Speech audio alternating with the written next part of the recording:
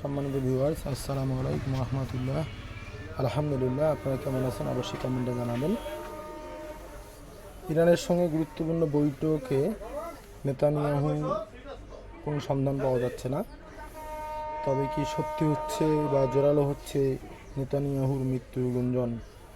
বেশ কিছুদিন থেকে তাকে পাবলিক প্লেসে এবং সংবাদ মাধ্যমেও তাকে দেখা যাচ্ছে না। এমনকি ইরানের সঙ্গে গুরুত্বপূর্ণ বৈঠকেও নেতানিয়াহুর কোনো ছায়া আমরা দেখতে পাচ্ছি না। তাহলে মনে হচ্ছে যে নেতানিয়াহু হয় অন্য দেশে পালিয়ে গেছে, না হলে আন্ডারগ্রাউন্ডে ঢুকে গেছে, আর নতুবা তার মৃত্যু হয়েছে।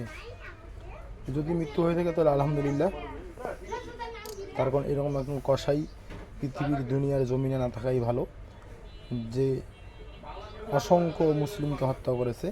সম্মানিত ভিউয়ার্স, আসসালামু আলাইকুম রহমতুল্লাহ।